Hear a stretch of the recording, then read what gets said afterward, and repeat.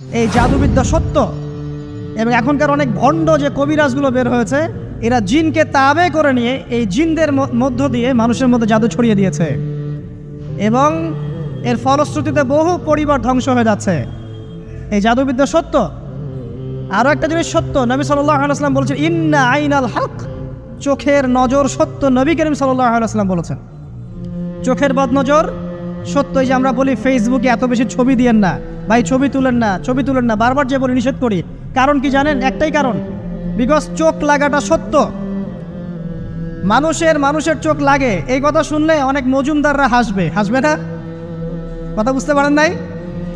কিন্তু এটা সত্য, কারণ নবী করিম সাল্লাল্লাহু আলাইহি ওয়াসাল্লাম যা বলেছেন সাদাকাল্লাহু ওয়া সাদাকা রাসূলুহুল কারীম। নবী যা বলেছেন, আল্লাহ যা বলেছেন চিরায়ত সত্য, এর বাইরে কোনো সত্য আছে? আচ্ছা দেখেন, আমি বললাম যে জাদুবিদ্যা সত্য।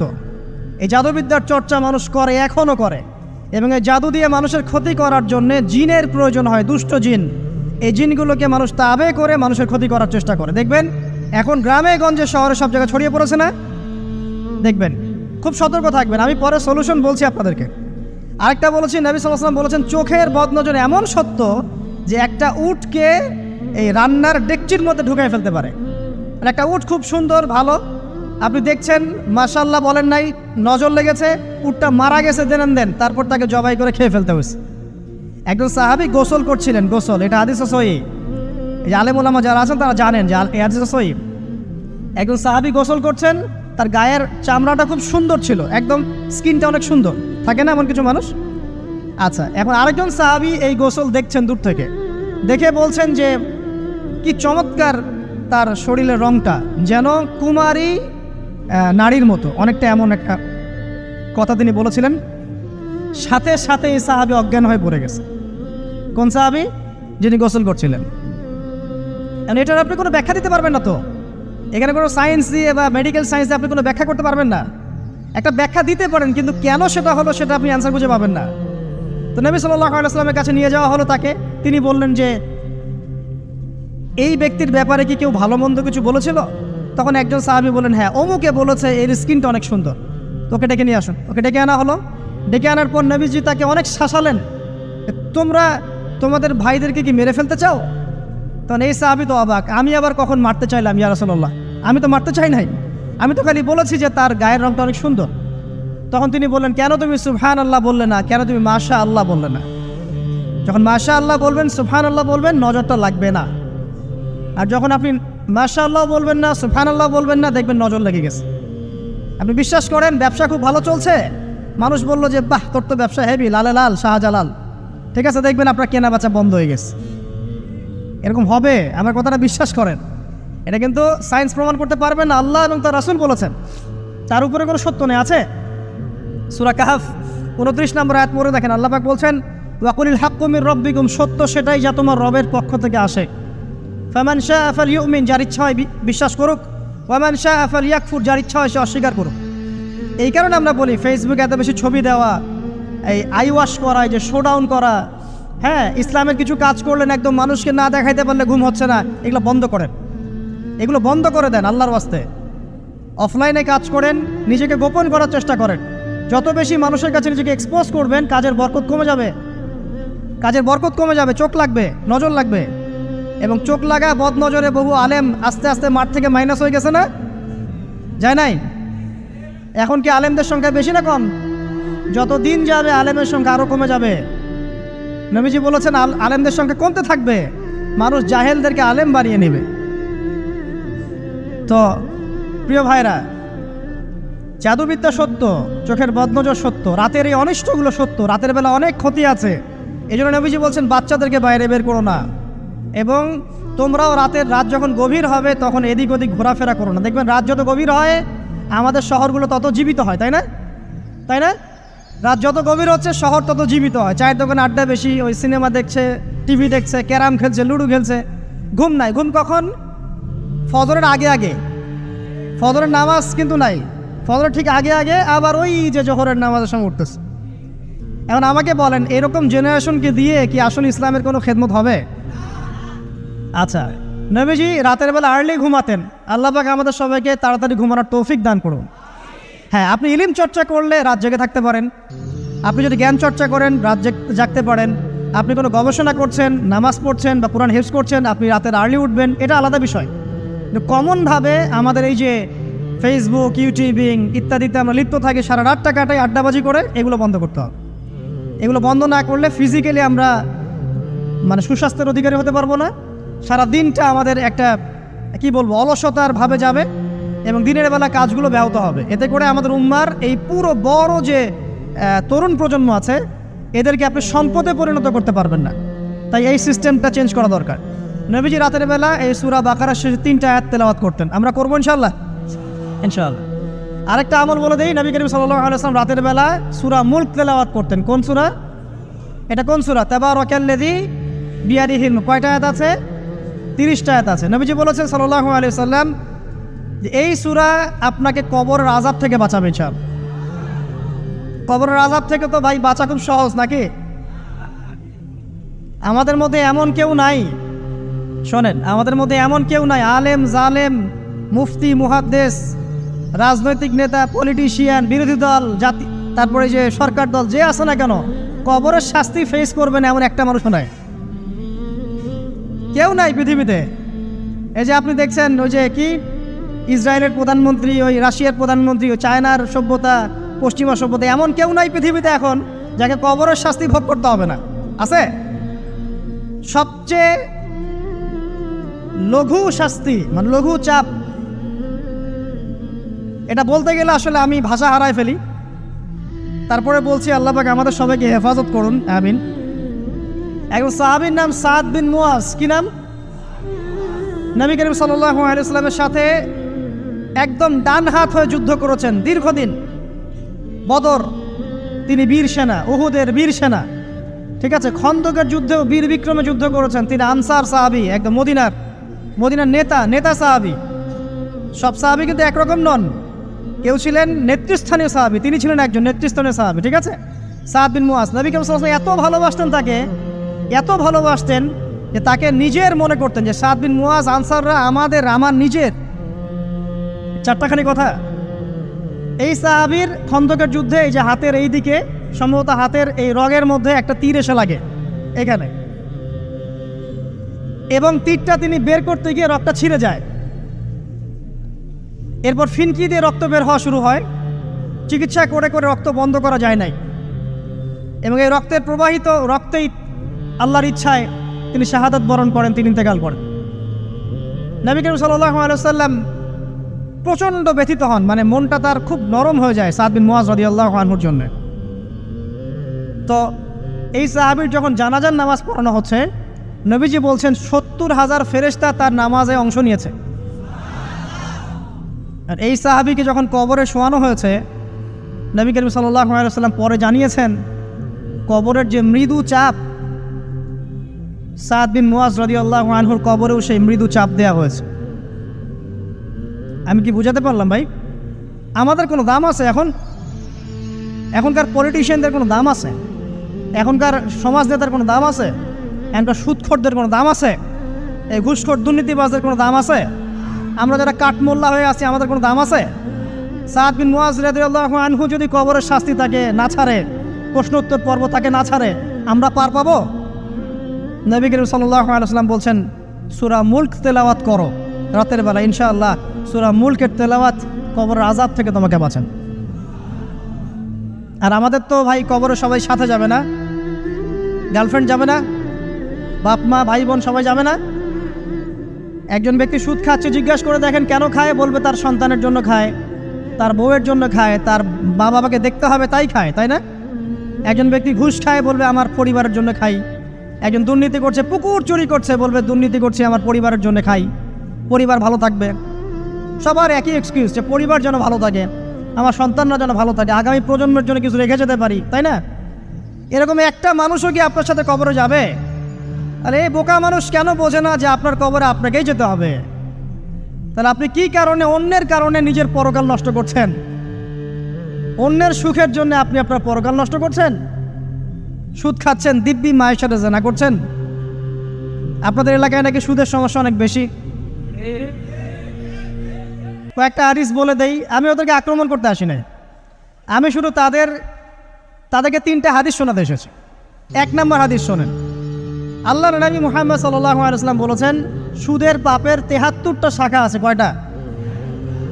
কোনো হাদিসে 70টাও আছে, কোনো হাদিসে 73টা আছে। বলছেন যে সবচেয়ে নিচের শাখাটা হচ্ছে, সুদের পাপের সবচেয়ে নিচের শাখা হচ্ছে যে যেন কোনো ব্যক্তি তার মাকে রেপ করলো, তার মাকে ধর্ষণ করলো।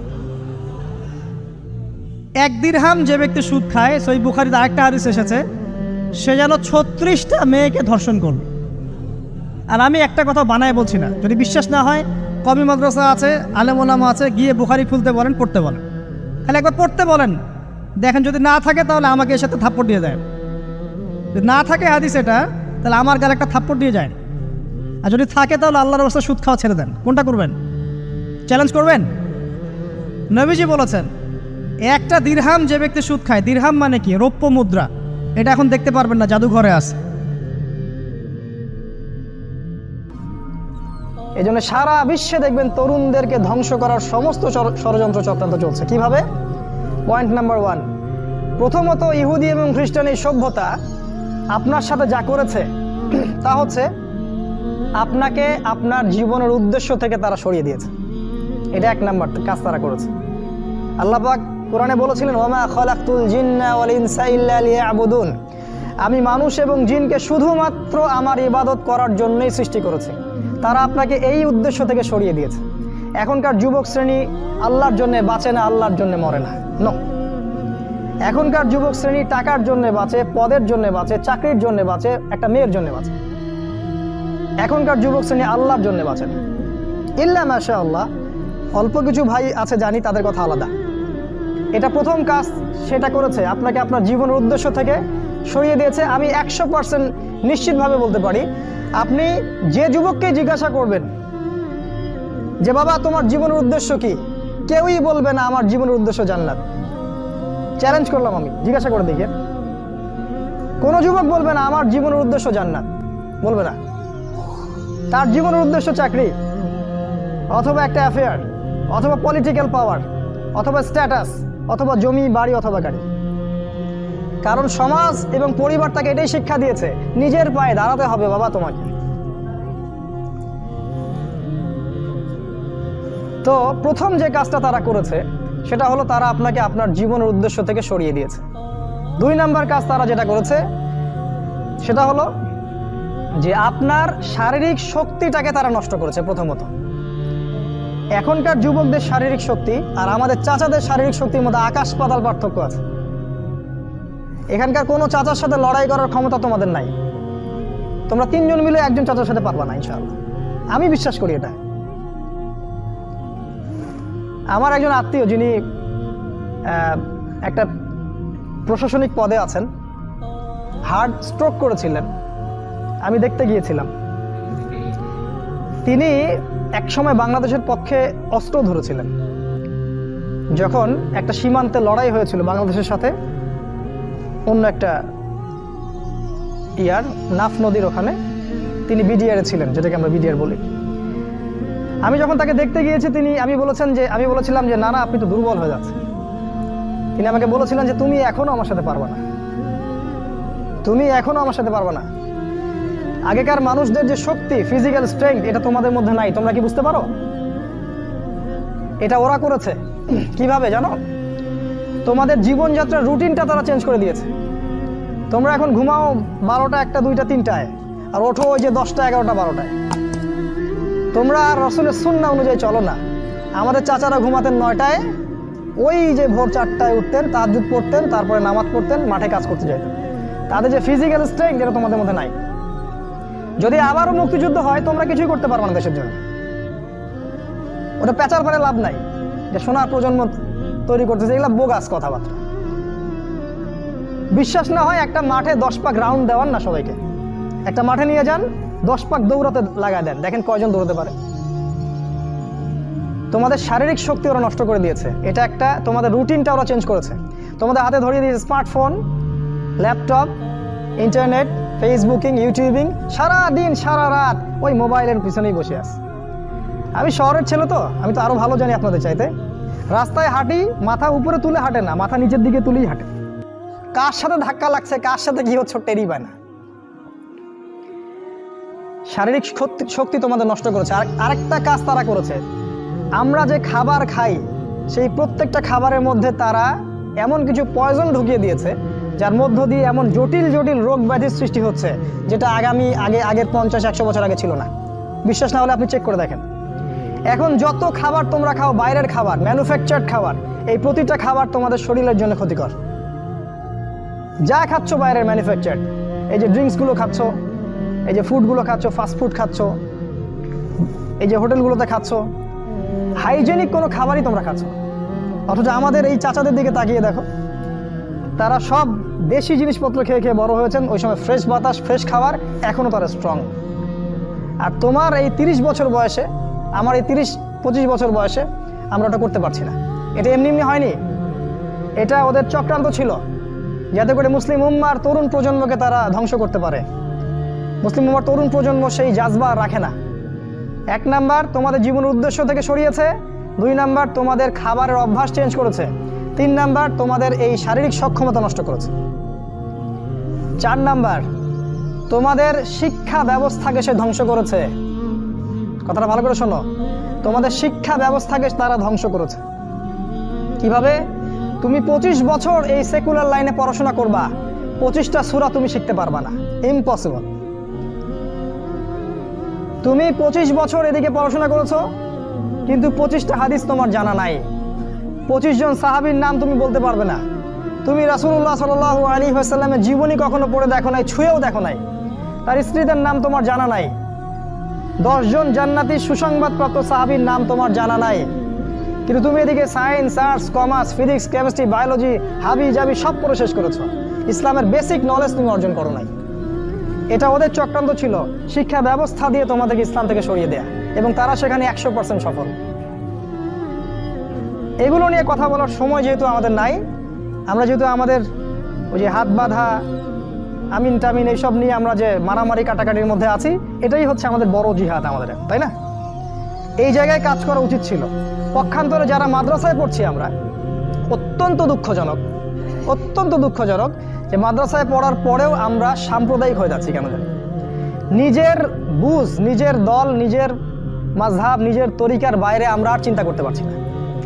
ইসলাম যে একটা প্রশস্ত সাগর, এখানে যে কত কি আছে এটা আমাদের জানা হচ্ছে না। একই সাথে কোরআন সুন্নাহ হাতে থাকার পরেও আমরা বিশ্বকে চ্যালেঞ্জ করতে পারছি না। আল্লাহ পাক বলেছেন, কোরআন আমি তোমার উপর নাজিল করেছি তিবিয়ানান লিকুল্লি শাই, এটা প্রত্যেকটা বিষয়ের ব্যাখ্যা। কিন্তু কোরআন থেকে আমরা পৃথিবীর সব কিছু এখন ব্যাখ্যা করতে পারি না। কোরআন দিয়ে আমরা অর্থনীতি ব্যাখ্যা করতে পারি না, আমরা রাজনীতি ব্যাখ্যা করতে পারি না, আমরা শেষ জামানাকে ব্যাখ্যা করতে পারি না। কিন্তু কোরআন আমাদের হাতে আছে, ঘরে আছে। মাদ্রাসায় পড়ছি, কিন্তু মাদ্রাসায় পড়ে ইংরেজি জানছি না, আইসিটি জানছি না, বিশ্ব সম্পর্কে জানছি না, অর্থনীতি জানছি না, এমনকি ইসলামের ইতিহাসও জানছি না। তাহলে এখানেও কিছু সমস্যা থেকে গেছে। এটা দ্বিমুখী শিক্ষা ব্যবস্থা চলছে, এটার একমুখীকরণ প্রয়োজন ছিল, যেটা হয়নি বিগত 50, 60, 70 বছরে। আর আগামী তো অল্প সময় বাকি আছে, এখন এটার জন্য আর চেষ্টা করেও কোনো লাভ হবে আমার মনে হয় না। আল্লাহু আ'লাম বিসওয়াব। এটা 4 নাম্বার কাজ তারা করেছে, এডুকেশন সিস্টেমকে দিয়ে তোমাদের ভিতরটাকে ধ্বংস করে দিয়েছে। 5 নাম্বার, তারা তোমাদেরকে দুনিয়ার মোহে ব্যস্ত রেখেছে। 5 নাম্বার, দুনিয়াটাকে এত সুশোভিত করে তোমাদের সামনে তুলে ধরেছে, মনে হচ্ছে এই দুনিয়াই সবকিছু। আর এই দুনিয়া পূজারী কোনো যুবক ছেলেকে দিয়ে আপনি আল্লাহর পথে কোনো খেদমত আশা করতে পারেন না, কারণ ওর পুরো চিন্তাটা দুনিয়া কেন্দ্রিক। সকালবেলা ঘুম থেকে উঠে ও চিন্তা করে দুনিয়া, রাতে ঘুমানো পর্যন্ত। আল্লাহুমুত তাকাসুর, আল্লাহ পাক বলেছেন, হাত্তা যুরতুমুল মাকাবির, যতক্ষণ না তোমরা কবরে পৌঁছাচ্ছ ততক্ষণ এই প্রাচুর্যের প্রতিযোগিতায় লিপ্ত আছো। দুনিয়ার সুশোভিত, এই যে দেখবে দুনিয়ার যত মোহ, এটা তোমার সামনে সহজলভ্য করা হয়েছে। অল্প টাকা দিন এত জিবি কিনুন, মাত্র এত টাকা দিন এত কিছু কিনুন। ফোন করছে মেয়ে, আপনার সাথে রিসিভ করছে, মানে নারী, এই যে অনলাইন, এই যে ইন্টারনেট, পর্নোগ্রাফি, ব্লু ফিল্ম, হারাম অ্যাফেয়ার্স, এই যে বয়ফ্রেন্ড গার্লফ্রেন্ড, এগুলোকে আপনার সামনে এত সহজলভ্য করে দিয়েছে যে একটা যুবক ছেলে চাইলেই জেনা করতে পারে। তুমি যদি চাও এখনই জেনা করতে পারবে, কেউ তোমাকে বাধা দিবে না। তোমার সামনে জেনাকে এত সহজ করা হয়েছে। তুমি চাইলে এখনই মদ খেতে পারবে, কেউ তোমাকে বাধা দিবে না। আর মদের তো লাইসেন্স দেয়া আছে আমাদের দেশে, পতিতালয়গুলো লাইসেন্সও দেয়া আছে, কেউ তোমাকে বাধা দিবে না। এটা এত সহজ কেন করে দেয়া হলো? অথচ মদ যদি উমর রাদিয়াল্লাহু আনহুর সময় কেউ পান করত, তাকে 80টা বেত্রাঘাত করা হতো। কেউ যদি জিনা করতো ওই সময়, তাহলে প্রকাশ্যে ওকে 100টা বেত্রাঘাত করা হতো। কোনো বিবাহিত ব্যক্তি যদি জিনা করত, তাকে রজম করে হত্যা করা হতো। কেউ যদি কোনো ব্যক্তিকে অন্যায়ভাবে হত্যা করত, তাকেও কেসাস করা হতো, হত্যা করা হতো। এগুলো তুমি আর দেখবে না। এখন তুমি দেখবে সমস্ত পাপ সহজলভ্য হয়ে গেছে। এটা এমনি এমনি হয়নি, তারা করেছে তোমার জন্যে, যাতে তোমার ভিতরের ঈমানটা চলে যায়। কারণ পাপী হৃদয় নিয়ে তুমি আল্লাহর পথে দাওয়াত ও জিহাদ করতে পারবে না। কদ আফলাহা মান যাক্কাহা ওয়া কদ খাবা মান দাসাহা। যে পবিত্র হয়েছে সে সফল, আর সে ধ্বংস হলো যার ভিতরটা কলুষিত হয়ে গেছে। তোমার ভিতরটা কলুষিত হয়ে গেছে, তোমার ভিতরে কোনো রকম চেতনাই নাই আল্লাহর পথে দাওয়াতের এবং জিহাদের। এটা ধ্বংস করে ফেলা হয়েছে। কারণ পাপ করতে করতে করতে করতে তোমার ভিতরে কালিমা লেপন হয়ে গেছে। কারণ তুমি দিনে একটা বারও আল্লাহকে বলো না আস্তাগফিরুল্লাহ ওয়া আতুবু ইলাইহি। খেয়াল করে দেখবা, কোরআন তেলাওয়াত শুনে তোমার চোখ দিয়ে কখনো পানি পড়ে না। কখনো কি খেয়াল করেছো যে কোরআন তেলাওয়াত তোমার সামনে দিনরাত করা হচ্ছে, তোমার চোখ দিয়ে এক ফোঁটা পানি বের হচ্ছে না? কেন বের হচ্ছে না? কারণ তোমার ভিতরে সেই পরিশুদ্ধ হৃদয়টা নাই, তাসকিয়া নূরটা নাই, পাপ দিয়ে ভর্তি হয়ে গেছে। 6 নাম্বার, নারীকে তোমার সামনে সহজলভ্য করা হয়েছে। নারী, মেয়েদেরকে তোমার সামনে এমনভাবে উপস্থাপন করা হয়েছে ল্যাংটা করে। রাসূল সাল্লাল্লাহু আলাইহি ওয়াসাল্লাম বলেছিলেন যে শেষ জামানায় 2 শ্রেণীর মানুষ আসবে যাদেরকে আমি এখনো দেখি নাই। এক শ্রেণী হচ্ছে নিসাউন কাসিয়াতুন আরিয়া, মুইলাতুন মামিলাত, মানে এমন এক শ্রেণীর মেয়ে বের হবে শেষ জামানায় যারা কাপড় পরেও ন্যাংটা হয়ে থাকবে। ভাষাটা ভালো করে বোঝেন, কাপড় পরেও তারা নগ্ন হয়ে থাকবে। আমার মনে হয় না এটার ব্যাখ্যা করার দরকার আছে। কাপড় পরবে কিন্তু কাপড়ের সবকিছুই, ভিতরে সবকিছু আপনি দেখতে পারবেন, বুঝতে পারবেন কোন অঙ্গ কতটুকু উঁচু নিচু, কোনটা কি। এখন এমন ড্রেস বাইরে থেকে ভিতরে সব দেখা যায়, কাঠামোকে সেটাও দেখা যায়। এমনকি এমন বোরখা বের হয়েছে এখন, যেটা পরার পরেও দেখবেন যে তার ফিজিক্যাল সমস্ত স্ট্রাকচার বোঝা যায়। এই যে নারীরা বের হবে, এটা রাসূল আগেই বলেছিলেন। একটা হাদিস আপনাদেরকে বলি, নবী সাল্লাল্লাহু আলাইহি ওয়াসাল্লাম আরো বলেছেন যে এই মাসিহুদ দাজ্জালের সবচেয়ে শেষ অনুসারী হবে এক শ্রেণীর নারী, এক শ্রেণীর নগ্ন নারী, যাদেরকে তার স্বামী বাবা পিতা ঘরে রাখতে চাইবে, কিন্তু তারা ঘরে থাকবে না, তারা বাঁধন ছিঁড়ে বের হয়ে চলে যাবে বাইরে। আবার বুঝাই, শেষ জামানায় মাসিহুদ দাজ্জালের অনুসারী হবে এক শ্রেণীর নারী, যাদেরকে তাদের পিতা স্বামী ভাই ঘরে রাখতে চাইবে, তারা ঘরে থাকবে না। আপনি কি বুঝতে পারছেন তারা কারা? বর্তমান সময়ে ফ্যামিনিস্ট রেভলিউশন যারা করছে, এরা সবাই দাজ্জালের অনুসারী। দাজ্জাল যখন বের হবে, এরা সবাই তাকে অনুসরণ করবে, অবশ্যই করবে। একটা কোভিড-19 যদি সবাইকে একমুখী করে ফেলতে পারে, দাজ্জালের ফিতনা যে কত ভয়ঙ্কর হবে সেটা চিন্তাই করতে পারবেন না আপনি। একটা খালি হুঙ্কার যে মূর্তি স্থাপন হবেই, যে এর বিরোধিতা করবে তার বিরুদ্ধে রাষ্ট্রদ্রোহের মামলা দেওয়া হবে। সারা দেশের মানুষ ম্যাক্সিমামই এখন ওইদিকে অনুসরণ করছে।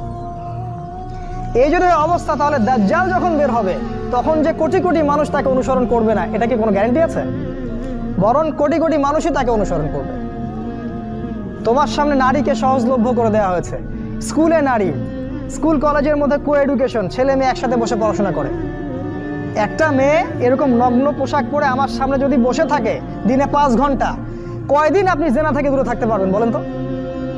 আজকে আপনি দেখা করবেন, কালকে নোট নেবেন, তারপরে দেখা সাক্ষাৎ হবে, কফি খাবেন, এক পর্যায়ে ঘুরতে যাবেন, ডেটে যাবেন, আস্তে আস্তে আস্তে আস্তে তার সাথে আপনি জেনা লিপ্ত হয়ে যাবেন। এর জন্য কি শুধু ছেলেটা দায়ী? এর জন্য কি শুধু ছেলেটাই দায়ী? এই মেয়েটাও দায়ী, এই মেয়ের পরিবারও দায়ী, এই ছেলের পরিবারও দায়ী। আর সবচেয়ে বড় দায়ী হচ্ছে সে ব্যক্তি যে এই সিস্টেমটাকে লঞ্চ করেছে এই দেশের মধ্যে, যে সিস্টেমের মধ্যে পড়াশোনা করাচ্ছে, এরাই সবচেয়ে বড় দায়ী। সূরা নূরের একটা আয়াত আছে না, যে যারা মুমিনদের সমাজের মধ্যে এই অশ্লীলতা ছড়ায়, তারা যেন সতর্ক হয়ে যায়, আল্লাহর পক্ষ থেকে ভয়ঙ্কর আযাব তাদের উপর আসবে।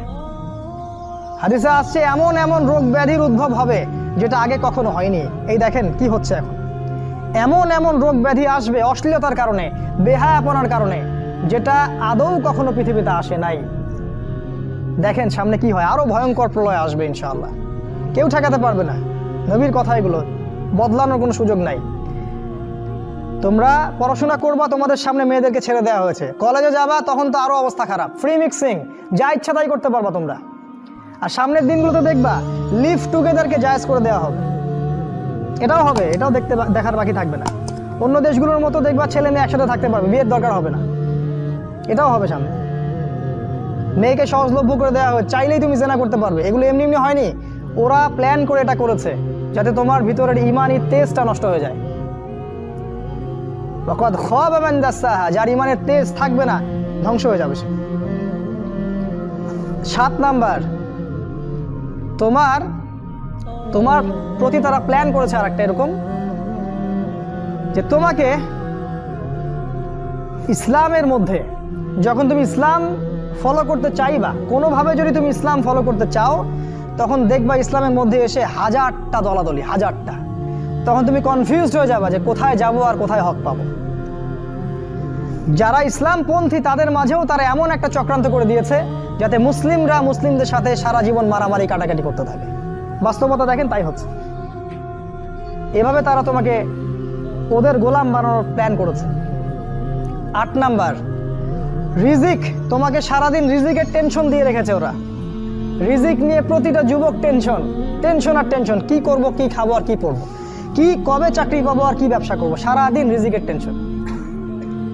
এই যে দারিদ্রতার ভয় আর রিজিকের ভয় দিয়ে তারা তোমাকে আল্লাহর পথ থেকে সরিয়ে দিয়েছে।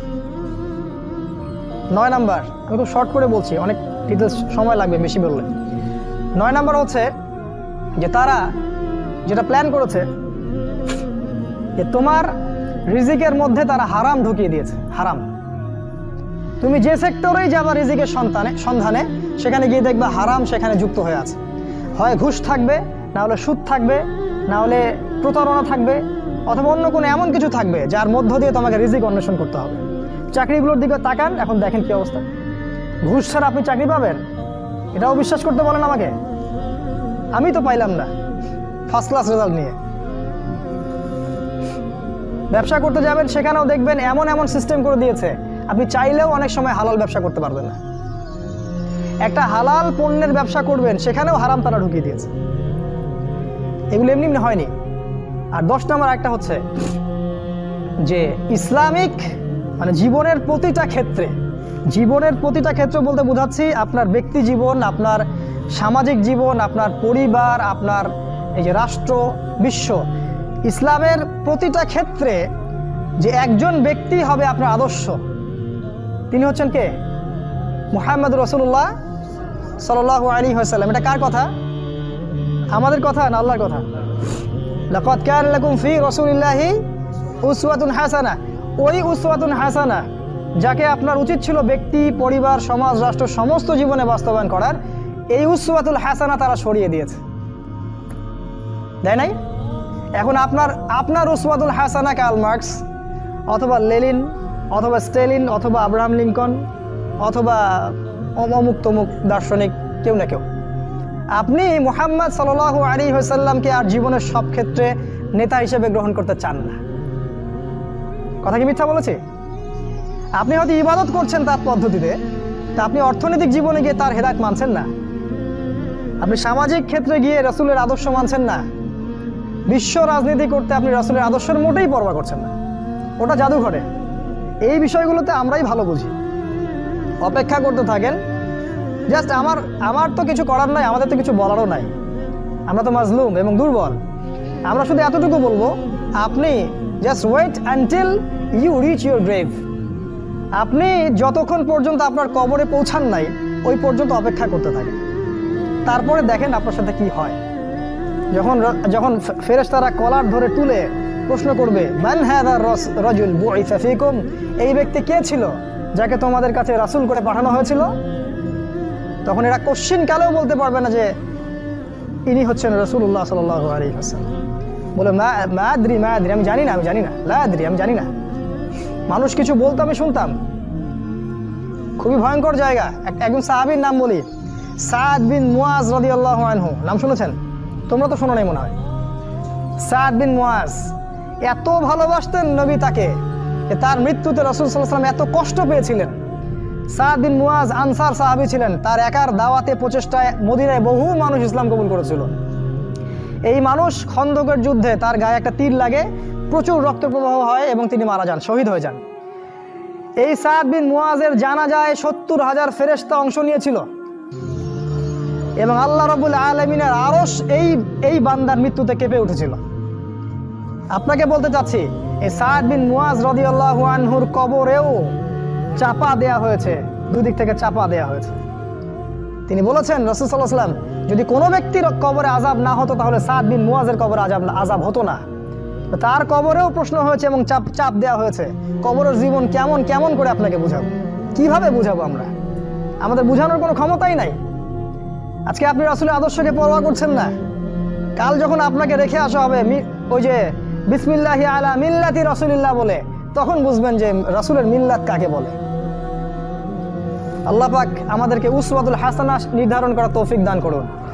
উসওয়াতুল হাসানা হবে একজন ব্যক্তি, দ্বিতীয় কোনো ব্যক্তি না। তিনি হচ্ছেন আমাদের প্রিয় নবী মুহাম্মদুর রাসূলুল্লাহ সাল্লাল্লাহু আলাইহি ওয়াসাল্লাম। হ্যাঁ, এটা ঠিক যদি কোনো ব্যক্তির কথা রাসূলের কথার সাথে মিলে যায়, সে যেই হোক না কেন তার কথা মানতে আমরা প্রস্তুত ইনশাআল্লাহ। বরং ওই কথা মানাই আমাদের জন্য ফরজ।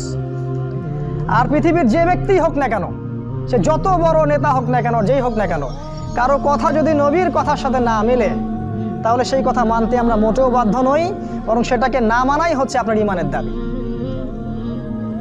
এই 10টা কাজ তারা করেছে, এছাড়া আরও কিছু কাজ করেছে, আজকে আমি অত বলার সময় পাচ্ছি না।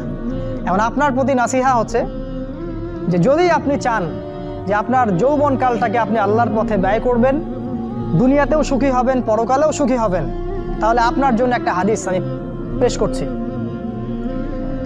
নবী সাল্লাল্লাহু আলাইহি ওয়াসাল্লাম বলেছেন, কিয়ামতের মাঠে 7 শ্রেণীর মানুষকে আল্লাহ পাক আরশের ছায়া দিবেন।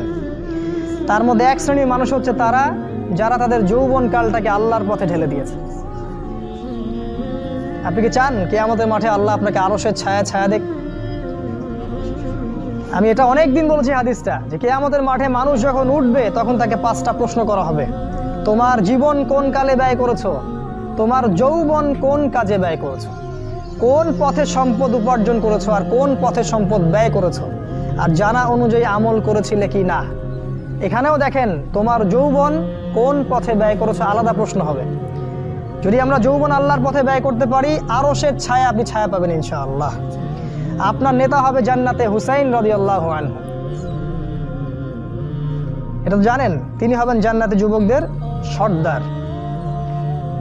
কত যুবক যে পৃথিবী থেকে চলে গেছে, হে আমার ভাই, আপনাকে কেমন করে বুঝাই, যারা দিন রাত কোনো কিছুর পরোয়া করেন নাই, দিন রাত আল্লাহর পথে ছুটে চলেছেন। ওই খালিদ বিন ওয়ালিদ রাদিয়াল্লাহু আনহুকে দেখেন, তিনি মৃত্যু সজ্জায় বলেছিলেন যে আমি জাহাদতু কাযা ওয়া কাযা, আমি যে কতই না যুদ্ধ করেছি আল্লাহর পথে, আমার শরীরে এমন একটা দাগও নাই যেখানে, মানে একটা জায়গাও বাকি নেই আমার শরীরের মধ্যে যেখানে কোনো তরবারির আঘাত নাই বা বর্ষার ছোঁয়া নাই। সেদিন তিনি মৃত্যু সজ্জায় বলছিলেন যে আজকে আমি আমার বিছানায় মারা যাচ্ছি, আমি যুদ্ধের মাঠে মারা যাওয়ার সৌভাগ্য আমার হলো না। ফালা নামাত আইনুল জুবালা, তিনি বলেছিলেন যে কাপুরুষদের 2 চোখ যেন কখনো না ঘুমায়। ওই দেখো যুবক, তোমার আদর্শ। খুবাইব রাদিয়াল্লাহু আনহু, ইসলামের জন্য তাকে দায়ী করে পাঠানো হয়। রাজি নামক একটা জায়গায় কাফেররা তাকে ধরে ফেলে এবং তাকে শুল দণ্ড দিয়ে হত্যা করে। খুবাইব রাদিয়াল্লাহু আনহুকে যখন শুল দেওয়া হচ্ছিল, তিনি বলছিলেন, এই কবিতাটা ভালো করে পড়বা, রাহিকুল মাকতুম বই আছে, লাস্তু উবালিহি না উক্তালু মুসলিমান। তাকে যখন শুল দণ্ড দেওয়া হচ্ছে, শুল দণ্ড মানে বোঝো, পিছন দিয়ে মানে লৌহ দণ্ড প্রবেশ করিয়ে মাথা দিয়ে বের করে দিত, কঠিন দণ্ড, একটা ফাঁসি টাসির চেয়েও ভয়ঙ্কর। এই শুল দণ্ড তাকে দেওয়া হচ্ছে এবং বলা হচ্ছে, তুমি কি চাও তোমাকে ছেড়ে দেই আর মুহাম্মাদকে তোমার জায়গায় শুলদণ্ড দেই? কাফেররা বলেছিল। আর এই যুবক বলেছিলেন যে আমার জীবনের বিনিময়ে নবীর একটা চুলের আঘাত পাক, সেটাও আমি চাই না। দোয়া করছে, আল্লাহ আমার মৃত্যুর সংবাদটা নবীকে পৌঁছে দিও। আল্লাহ পাক সেটা পৌঁছে দিলেন। রাসূল মদিনা থেকে খবর পেয়ে গেলেন যে খুবাইবকে হত্যা করা হয়েছে। তিনি তখন কবিতা আবৃত্তি করছিলেন যে লাস্তু উবালিহি না উক্তালু মুসলিমান, আমি কোনো পরোয়াই করি না যখন আমাকে মুসলিম হিসেবে হত্যা করা হচ্ছে। আলাই জামিন কানা লিল্লাহি মাসরাই, আমাকে যেদিকেই পাশ ফেরানো হোক না কেন সেটা আল্লাহর জন্যই। ওয়াযালিকাল ইলাহু ওয়া ইন ইয়াশা, এবং তিনি হচ্ছেন এমন ইলাহ যিনি যদি চান ইউবারিক আলা ফি কুল্লি শিলউই মিমাজ্জা, তাহলে তিনি প্রত্যেকটা আমার গোশত টুকরা হাড্ডির মধ্যে বরকত দিতে পারবেন। এই কবিতা বলতে বলতে তার জান চলে যায়। এই যে তোমার আদর্শ, কখনো ভেবেছো তাদেরকে নিয়ে? তারা তোমাদের সুপার হিরো। আজকে ফ্যান্টাসির জগতে সুপার হিরো খুঁজে বেড়াও তোমরা। তোমরা রাসূলের আদর্শ গ্রহণ করার সৌভাগ্য হলো না, খালিদ বিন ওয়ালিদকে দেখতে পারলে না, ওমর ইবনুল খাত্তাব এমন বীর যার সামনে 10 জন 15 জন কিছুই না, তরোয়াল নিয়ে বের হয়েছেন নবীকে হত্যা করবে। প্রতিমধ্যে শুনলেন কি তার বোন ভগ্নিপতি ইসলাম কবুল করেছে, চললেন বোন আর ভগ্নিপতিকে আগে মারবো তারপর নবীকে। সেখানে গিয়ে শুনলেন কোরআন তেলাওয়াত করা হচ্ছে, কান লাগিয়ে শুনলেন কি তেলাওয়াত করা হচ্ছে। জিজ্ঞাসা করলেন কি তেলাওয়াত করছো? তারা বললো যে আমরা কিছুই তেলাওয়াত করছিলাম না। তিনি মারধর শুরু করলেন, এক পর্যায়ে একটা কাগজ বের হয়ে আসলো, ওই যে নুসখা, সেখানে লেখা ছিল সূরা তাহা। সেই সূরা তাহার তিলাওয়াত শুনে পড়তে পড়তে পড়তে পড়তে তার চোখ দিয়ে দরদর করে পানি পড়তে লাগলো, এবং তিনি বলতে লাগলেন ইয়ানবাগি লিমান ইয়াকুলু হাদা আল্লা ইউবাদা মাআহু গায়রা, যে সত্তা এরকম কুরআন নাজিল করতে পারে উচিত হবে না যে তার সাথে কাউকে শরীক করা হোক। বললেন শাহিদতু আল্লা ইলাহা ইল্লাল্লাহ ওয়া আন্না মুহাম্মাদান রাসূলুল্লাহ, আমি সাক্ষ্য দিচ্ছি আল্লাহ ছাড়া কোনো মাবুদ নাই এবং মুহাম্মদ আল্লাহর রাসূল সাল্লাল্লাহু আলাইহি ওয়াসাল্লাম। খুযুনি ইলা রাসূলিল্লাহি ওয়া আসহাবিহি, আমাকে আল্লাহর রাসূল এবং সাহাবীদের কাছে নিয়ে চলো, আমি ইসলাম কবুল করব এখনই গিয়ে। সেখানে গিয়ে নবীকে বললেন ইয়া রাসূলুল্লাহ, আমি জিতুকা উমিনু বিল্লাহি ওয়া রাসূলিহি, আমি আপনার কাছে এসেছি আল্লাহ এবং আপনার প্রতি ঈমানদার হয়েই এসেছি। ওয়া বিমা জিতা বিহি মিন ইনদিল্লাহ, আর আপনি আল্লাহর পক্ষ থেকে যা নিয়ে এসেছেন এই কোরআনের প্রতি ঈমানদার হয়েই আমি এসেছি এখানে। তিনি বললেন ওই সময় ওমর ইবনুল খাত্তাব যে হে ইয়া রাসূলুল্লাহ, আমরা কি হকের উপর নাই? আলাসনা আলাল হক ওয়া লাইসু আলাল বাতিল, আমরা কি হকের উপর নাই? মুশরিকরা কি বাতিলের উপর নাই? তাহলে আমরা কেন গোপনে গোপনে ইসলামের দাওয়াত দিব? আজকে থেকে প্রকাশ্যে ইসলামের দাওয়াত দিব। তখন থেকে ইসলাম প্রকাশ্যে দাওয়াত পেয়েছে, তার আগে পাইনি। তুমি ওমর হতে পারো না? একটা ছেলেকে দেখলাম অনলাইনে, আমি তাকে চিনি না, অনলাইনে একটা স্ট্যাটাস দেখেছিলাম, খালি ইসলামের পক্ষে কিছু একটা বলার কারণে তার একটা বড় পথ চলে গেছে, এবং সে স্ট্যাটাস দিয়েছে যে যদি একদিন বাঁচি সিংহের মতো বাঁচবো, তাও ধর্মকে আমি দলের কাছে বিক্রি করব না। মন থেকে দোয়া চলে আসলো ওর ওখানে। আমি কমেন্ট করেছি যে তোমাকে আল্লাহ ওমরের মতো কবুল করুক। হামজা বীর সাহাবী, যাকে উহুদের যুদ্ধে শহীদ করা হয়েছে। আবু জেহেল রাসূলকে চর মেরেছিল একটা। হামজা রাদিয়াল্লাহু আনহু যখন শুনেছেন আবু জেহেল রাসূলকে মেরেছে, সরাসরি আবু জেহেলের বাসায় ওকে গলার ধরে বের করে প্রচণ্ড জোরে ঘুষি একটা মারা হলো। বলা হলো যে আমার ভাতিজা যে দিনের উপর আছে আমিও সেই দিনের উপর আছি, রুদ্দাহা ইন ইসতাতা'তা, তোমার ক্ষমতা থাকলে আমাদেরকে ঠেকিয়ে দেখাও দেখি। তিনি রাসূলের কাছে গেলেন, বললেন ইয়া ইবনে আখি, হে আমার ভাতিজা, কুনতু আনসুরুকা বিল হামিয়া, আমি তোমাকে সাহায্য করতাম আত্মীয়তার সম্পর্কের কারণে। আলান আনসুরুকা লিল ইসলাম, আজকের দিন থেকে আমি ইসলামের জন্য তোমাকে সাহায্য করব। আশহাদু আল্লা ইলাহা ইল্লাল্লাহ ওয়া আন্নাকা রাসূলুল্লাহ, আমি সাক্ষ্য দিলাম যে আল্লাহ ছাড়া কোনো ইলাহ নাই, তুমি আল্লাহর রাসূল। এই যে ইসলামের শক্তি বাড়তে থাকলো তখন, তো তুমি হামজার মতো হতে পারো না? হামজা রাদিয়াল্লাহু আনহু উহুদের যুদ্ধে যখন করছিলেন, তার সামনে কোনো কাফের মুশরিক টিকতে পারে না। আমি তোমাকে বলিনি যে অস্ত্র নিয়ে এখন বের হয়ে যাও, কথা অন্যদিকে নিয়ে যাবা না, কথাটা অন্যদিকে ঘুরাবা না। এখন তো মিডিয়ার যুগ, কথা অন্যদিকে মানুষ ঘুরায় খুব সহজে। আমি বলেছি তোমার এই চেতনাটা নাই, তুমি হামজার মতো চেতনা ধারণ করতে পারো না, ওমরের মতো চেতনা ধারণ করতে পারো না। অসংখ্য সাহাবী ছিলেন এরকম। মুসআব বিন উমাইর এত ধনী সাহাবী ছিলেন, যার আতরের খুশবু ছিল আরবের সবচেয়ে দামি আতরের খুশবু। ইসলাম কবুল করে সব ছেড়ে দিলেন, এক পোশাকে তাকে কবর দেওয়া হয়েছে উহুদের মাঠে। মানে তাকে যখন শহীদ করা হয়, তার দেহের মধ্যে এতগুলো তরবারির দাগ ছিল তুমি কল্পনাও করতে পারবে। এই সাহাবীকে রাসূল সাল্লাল্লাহু আলাইহি ওয়াসাল্লাম যখন দাফন করলেন, তাকে দাফন করার জন্য কোনো কাফন পাওয়া যাচ্ছিল না, ঘাস দিয়ে তাকে দাফন করা হয়েছে। এই হলো মুসআব বিন উমাইর রাদিয়াল্লাহু আনহু। কত সাহাবী চলে গেছেন এমন দুনিয়া থেকে, কত বীর যোদ্ধা চলে গেলেন পৃথিবী থেকে, কিন্তু আজ পর্যন্ত তোমাদের এই আদর্শগুলো তোমরা অর্জন করতে পারলে না। তোমরা এখনো সেই পশ্চিমা সভ্যতার গোলক ধাঁধায় পড়ে আছো। ওই ইহুদি, ওই খ্রিস্টান, ওই দাজ্জালের অনুসারীরা যা শেখাচ্ছে তাই শিখছো, যা গিলাচ্ছে তাই গিলছো, মিডিয়া যা দেখছো তাই বিশ্বাস করছো। আল্লাহ পাক তোমাদের সবাইকে যেন ইসলামের দিকে হেদায়েত দান করেন, ফিরিয়ে নিয়ে আসেন, আল্লাহুম্মা আমিন। কয়েকটা পয়েন্ট খালি আকারে বলছি, কি করবা তুমি এখন। এক নাম্বার তুমি তোমার জীবনের উদ্দেশ্যটাকে ফিক্স করো। ঠান্ডা মাথায় আজকে রাতের বেলা চিন্তা করবা যে আল্লাহ পাক তোমাকে কি জন্য দুনিয়ায় পাঠিয়েছেন। একটু চিন্তা করবা, 1 মিনিট একটু চিন্তা করবা যে তুমি পৃথিবীতে নাই, তুমি মারা গেছো। চিন্তা করবা তুমি মারা গেছো। এরপর চিন্তা করবা তুমি যে মারা গেছো পৃথিবীর কারো কোনো সমস্যা হচ্ছে কিনা। তুমি যে মারা গেছো পৃথিবী কি থেমে আছে? তোমার পরিবার থেমে থাকবে? তোমার শিক্ষা, তোমার বন্ধু বান্ধব, তোমার আত্মীয় স্বজন কেউ থেমে থাকবে? কেউ থেমে থাকবে না। তুমি পৃথিবীতে থাকো বা না থাকো কারো কিছু আসে যাবে না।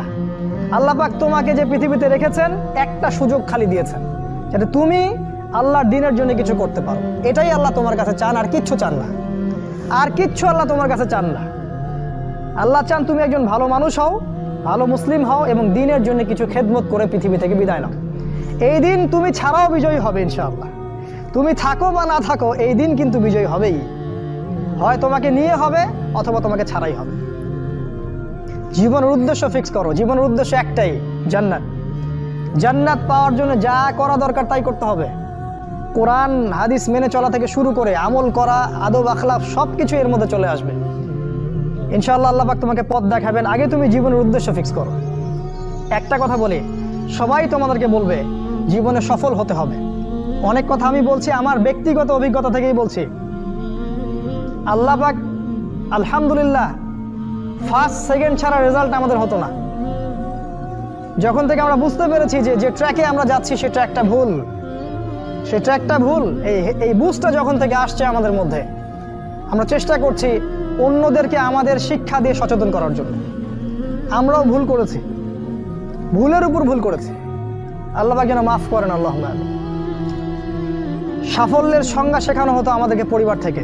সফল হতে হবে বাবা, নিজের পায়ে দাঁড়াতে হবে, বাবাকে দেখতে হবে, মাকে দেখতে হবে, অমুক তমুক ইত্যাদি ইত্যাদি। বিয়ে করবি কি নিয়ে, তোর তো কিছুই নাই, বলে নাই কথাগুলো আপনাদের। চাকরি বাকরি করতে হবে, প্রতিষ্ঠিত হতে হবে। শোনো, সাফল্যের একটা সংজ্ঞা দিয়েছেন আল্লাহ কোরআনে, একটাই সংজ্ঞা, সূরা আল ইমরানের মধ্যে আছে। আজকে আমি সব ডিটেলস বলার সময় পাচ্ছি না। সূরা আল ইমরানের মধ্যে আছে কুল্লু নাফসিন যায়িকাতুল মাউত, প্রত্যেকটা নফস মারা যাবে এবং কিয়ামতের মাঠে তাদের পুরোপুরি প্রতিদান তাদেরকে দেয়া হবে। এখানে আল্লাহ সাফল্যের সংজ্ঞা দিয়েছেন, ফামান যুহজিহা আনিন নার ওয়া উদখিলাল জান্নাহ ফাকাদ ফাজ। ওই দিন কিয়ামতের মাঠে যাকে জাহান্নাম থেকে বাঁচানো হবে আর জান্নাতে প্রবেশ করানো হবে, ফাকাদ ফাজা, এই ব্যক্তি হচ্ছে সফল। সাফল্যের সংজ্ঞা কোথায় পাইলেন? যদি আমরা জাহান্নাম থেকে বাঁচতে পারি প্রত্যেক ব্যক্তি এবং জান্নাতে যেতে পারি, সেই সফল। এছাড়া কেউই সফল না, এই পৃথিবীর কেউই সফল না, কেউ না। সে যত বড় রাষ্ট্রনেতা হোক, পণ্ডিত হোক, বিজ্ঞ হোক, পণ্ডিত কে হয় হোক, যার দাপটে সারা বিশ্ব কাঁপে, এও সফল না যদি না সে জান্নাতে যেতে পারে। কিন্তু একজন এই ভ্যান চালক, এক রিক্সা চালক, এক আমার ওই গরিব চাচা, ওই কৃষক, সে যদি হিসাব দিয়ে জান্নাতে যেতে পারে, সে সফল। তিনিই সফল, তিনি আল্লাহর কাছে পছন্দের বান্দা। অতএব জীবনের উদ্দেশ্যটাকে ঠিক করে ফেলো, এটা প্রথম কাজ। দ্বিতীয় কাজ, তোমাকে জ্ঞান অর্জন করতে হবে। দ্বিতীয় কাজ, কিসের জ্ঞান অর্জন করবে? যে জ্ঞান তোমাকে আল্লাহর দিকে নিয়ে আসবে সেই জ্ঞান অর্জন করতে হবে। কোন কোন সাবজেক্ট পড়তে হবে তোমাকে প্রথমত কোরআন পড়তে হবে, তেলাওয়াত করা শিখবে, অর্থ জানবে, আরবি ভাষা শেখার চেষ্টা করো, কোরআনের আদেশ মানো, নিষেধগুলো ছেড়ে দাও এবং কোরআনের দাওয়াত মানুষের কাছে পৌঁছে দাও। কোরআনের দাওয়াত মানুষের কাছে পৌঁছে দাও এবং কোরআনের বিধান বাস্তবায়নের জন্য আল্লাহর পথে চেষ্টা করো। আর কি সাবজেক্ট পড়তে হবে? তোমাকে হাদিস পড়তে হবে, রাসূলের হাদিস, অসংখ্য হাদিস, এগুলো পড়তে হবে তোমাকে। আর কি পড়বে? ইসলামের ইতিহাস তোমাকে পড়তে হবে। ইসলামের ইতিহাস জানবে না তাহলে হীনমন্য জাতি হবে। তুমি জানবেই না তোমার এই বাপ দাদারা ছিল সিংহ পুরুষ, তুমি এটা জানবেই না। তোমার শেকড় যে এত সিংহ পুরুষ দিয়ে ভর্তি, তুমি জানোই না। এই জন্য হীনমন্যতায় ভোগো, মনে হয় যে আমাদের কেউ নাই, আমরা এতিম। জি না, আমরা এই বিশ্ব শাসন করেছি 100 বছর আগেও। 100 বছর আগেও এই পুরো বিশ্ব আমাদের হাতে ছিল। এখন যা দেখছো এরকম অতীত এরকম ছিল না। একটা ওমরের হুঙ্কারে সারা বিশ্ব কেঁপে যাইতো। এক আলী রাদিয়াল্লাহু আনহু যদি জিহাদের মাঠে হুঙ্কার দিতেন, সমস্ত কাফেরের হৃদয় একদম দরদর করে কাঁপতে থাকতো। আমাদের সিংহ পুরুষ বাবারা দাদারা এরকম ছিলেন। আমরা এত হীনমন্য জাতি ছিলাম না, আজকে আমরা আমাদের পরিচয় ভুলে গেছি। ইতিহাস পড়তে হবে তোমাকে। আর কি পড়তে হবে? ইসলামের অর্থনীতি পড়বে। অর্থনীতি জানো না, তুমি হালাল হারাম বুঝতে পারবে না। ওরা তোমার সাথে প্রতারণা করে এমন হারাম ঢুকিয়ে দিবে তুমি বুঝতেই পারবে না এটা হারাম ছিল। ইকোনমিক্স পড়তে হবে, খুব ইম্পর্টেন্ট সাবজেক্ট এই জামানার জন্য। আর কি পড়তে? পলিটিক্যাল সায়েন্স, এই বিশ্ব রাজনীতি সম্পর্কে পড়াশোনা করবে, এটা গুরুত্বপূর্ণ সাবজেক্ট। এছাড়া জেনারেল লাইনে যে পড়াশোনাগুলো করছো এগুলো ভালো, আমি এগুলো পড়তে নিষেধ করিনি। আমি বলেছি এগুলোর শিকড়টা হবে ইসলামিক। তুমি ডাক্তার হও আর ইঞ্জিনিয়ার হও আর কি হও এটাতে আমাদের কোনো আপত্তি নাই, শিকড়টা হতে হবে ইসলামিক, কোরআন এবং সুন্নাহ ভিত্তিক। আর একটা সাবজেক্ট পড়বে ফিকহ। ফিকহ যদি না পড়ো তাহলে কি হবে জানো?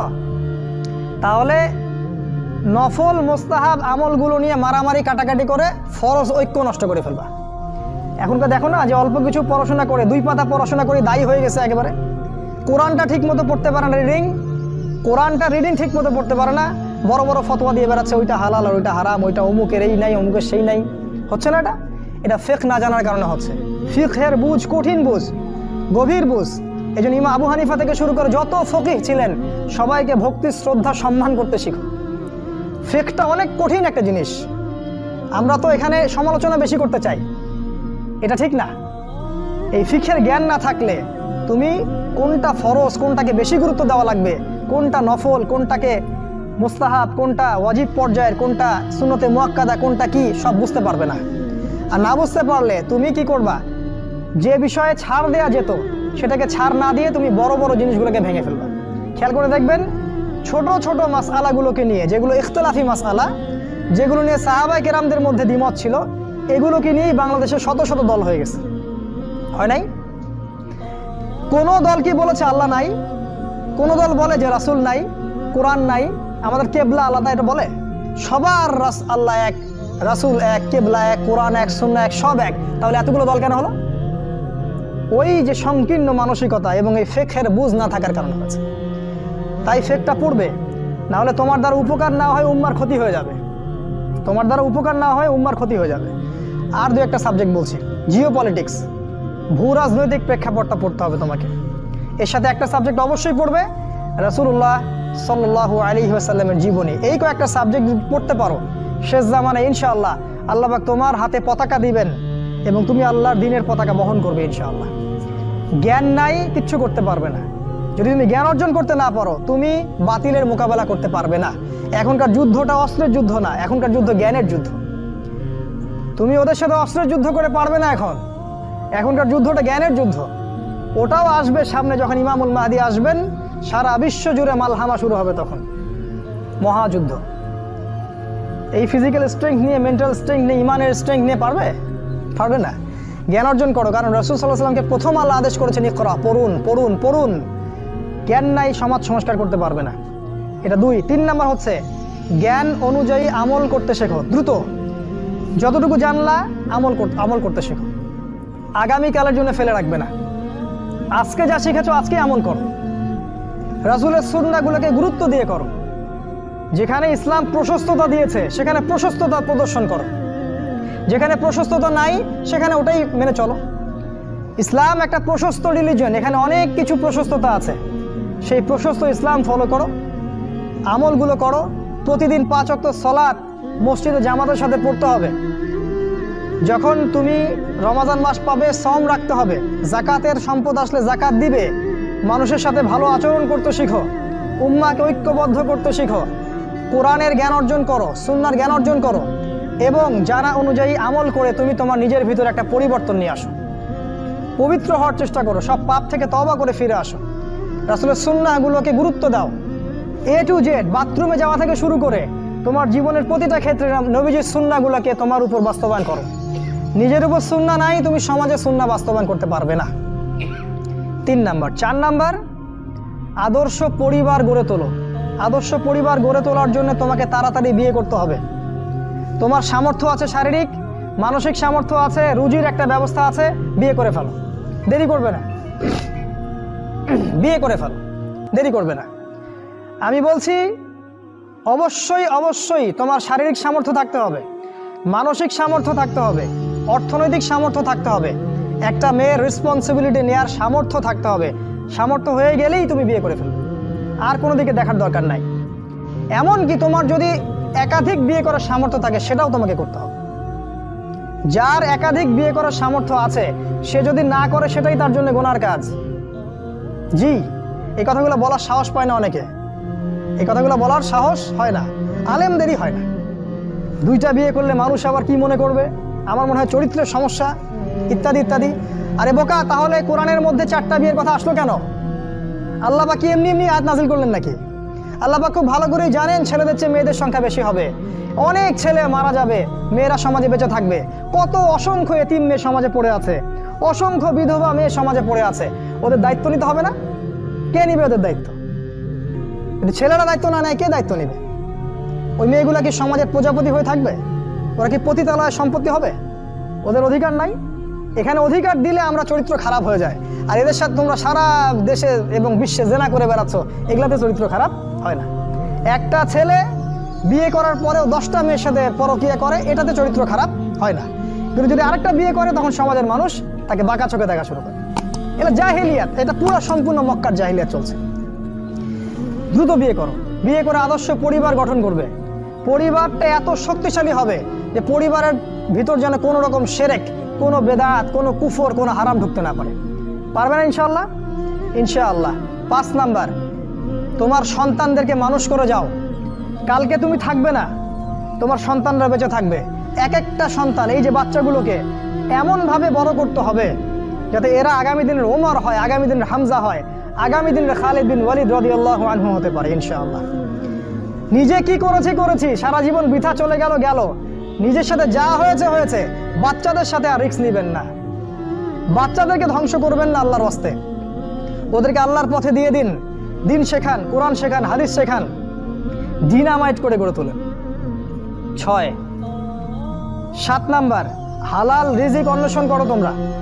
রিজিকটা যত ছোট পেশা হোক না কেন, যদি হালাল হয় অবশ্যই সেটাই উত্তম।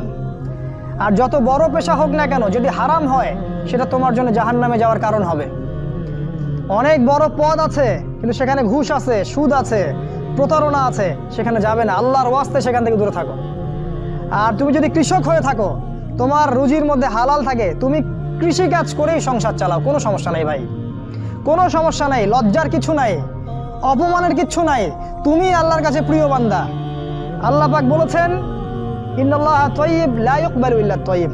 আল্লাহ পাক পবিত্র, পবিত্র রিজিক ছাড়া তিনি গ্রহণ করেন না। সারা জীবনের ইবাদত কবুল হবে না যদি আপনার রিজিকের মধ্যে হারাম থাকে। কিচ্ছু করার নাই, নবীর কথা পাল্টাতে পারবেন না। সারা জীবন সুদ ঘুষ খেয়ে বছর বছর হজমরা করবেন আর হাজি সাহেব লকব লাগাবেন, ওইসব করে লাভ নাই আল্লাহর কাছে, কোনো লাভ নাই। ওইরকম হজ আবু জেহেলও করতো, আবু জেহেল হজ করতো এরকম। ওইসব হজমরা আল্লাহ পাকের কাছে দেখায় লাভ নাই। রিজিক হতে হবে পিওর, পরিশুদ্ধ, যেটা খুব ডিফিকাল্ট। এই জন্য আপনাকে নাসিহা করছি, কৃষিভিত্তিক অর্থনীতির দিকে চলে আসেন। কৃষিভিত্তিক অর্থনীতি, এটা আপনার জন্য ভালো হবে ইনশাআল্লাহ। আর ব্যবসা ভিত্তিক, কটা বললাম? 7, 8, আর 2-3টা বলে শেষ করছি। 8 নাম্বার হচ্ছে শারীরিকভাবে শক্তিশালী থাকতে হবে। এর জন্য আপনাকে নিয়মিত ব্যায়াম করতে হবে, নিয়মিত ফিজিক্যাল এক্সারসাইজ বলেন, জিম বলেন, অন্যান্য যে বিষয়গুলো আছে এগুলো আপনাকে করতে হবে। যে খাবারগুলো আপনি খাবেন, প্রত্যেকটা খাবার বিশুদ্ধ কিনা অবশ্যই পরীক্ষা করে খাবেন। এমন কোনো খাবার খাবেন না যে খাবার প্রস্তুত করেছে ওরা, অর্থাৎ ওরা